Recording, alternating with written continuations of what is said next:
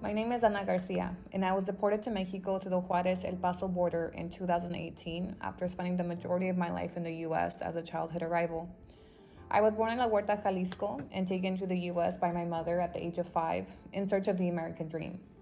I grew up in Utah, unaware that I was different than any of my peers through my immigration status as an undocumented child. Utah became home, English became the language I expressed myself in, and my roots in Mexico really became more of just history to me.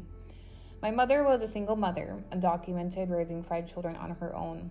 Through her sacrifice and determination, she was able to obtain legal residency for my siblings and I. One by one, they slowly naturalized. I was the only one out of my siblings who did not naturalize. My mother was constantly encouraging me to file for citizenship, but because I had never really experienced the struggle of being undocumented, being that my mother obtained my residency at the age of 17, I really didn't give it the importance that I should have. I assumed my green card was enough. I viewed it almost the same as my driver's license. I could work legally, I could travel if I wanted to, and I really had no ambitions to ever leave the US because I didn't see anything outside of my bubble inside of Utah. My parents divorced in my preteens, and that would leave me without a parent in my home. My father would abandon us, and my mother would then begin to work 2 to 3 jobs just to sustain our household. I strayed down a path of criminal activity beginning at the age of 12 into my early 20s, unaware at the time how this would impact my privilege to reside in the U.S. Because to me, the U.S. was home. It was where my roots were, and deportation never crossed my mind until I was apprehended by ICE. At the age of 28, as a single mother of 5 children born inside the U.S., one of them being a nursing 7-month-old, ICE would detain me without bond as an aggravated felon under immigration law. I signed a deportation order just days after my arrest, with empty promises that I would be swiftly reunited with my nursing infant should I just accept my fate. The nurse at the facility I was housed at broke down in tears with me as I was ushered into her office with my breast leaking through my shirts, and I can still remember her asking, "What will they do with your baby?" And all I could answer was that I didn't know. I was dropped off on foot at the Juárez Bridge on February 10, 2018, just 10 days after my arrest, along with several other immigrants. Most of us only had the clothing we were wearing when we were arrested. Our families and attorneys completely unaware of our location. I was the only lucky one with a suitcase that my mother had ensured ICE would send with me. I had $40 cash and a cell phone. They lined us up as we were handed off to Mexican officials who would document our crossing on a piece of paper with pencil. The only trace of us, should anything happen to us, would be written with pencil. In that moment, I wondered how long it would take to get back to my mother that I was here if something had actually happened. The walk to the bridge was riddled with fear, anxiety, and uncertainty. It was in that moment I walked to the bridge that it hit me. I was homeless, I was jobless, I was stripped of my motherhood and my family. I didn't know where I was headed, where I would sleep, or if I would be safe.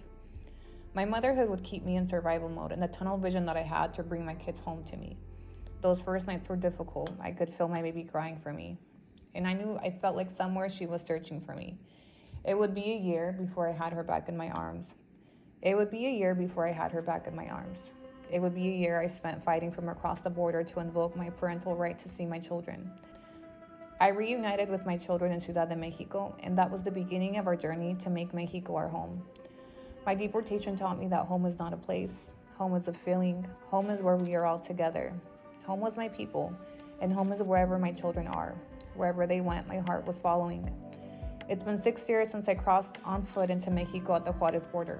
And when I first arrived, I felt like I'd been thrown into a black pit of the unknown. I didn't understand the currency. My Spanish was broken. I struggled to find my place of belonging among the locals. I am Mexican, but not Mexican enough to be considered one of them. I am also American, but I'm not American enough to be accepted as one.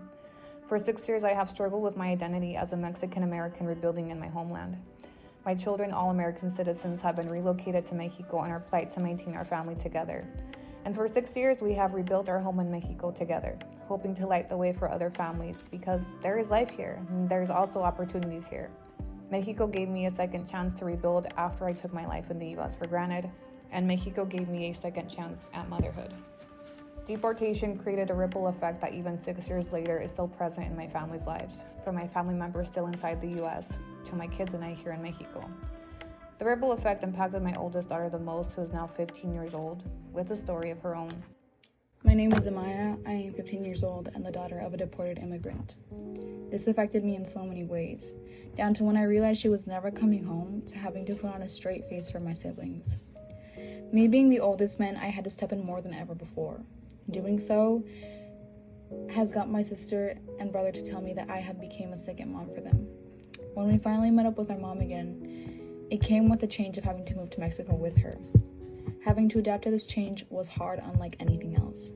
A new home, learning the language, being discriminated for being just part American, not seeing my dad, my other siblings, my family in general.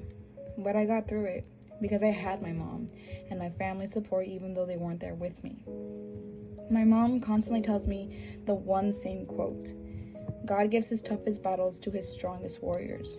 That quote really put things into perspective for me, and I would change nothing because it has made me into the young woman I am today.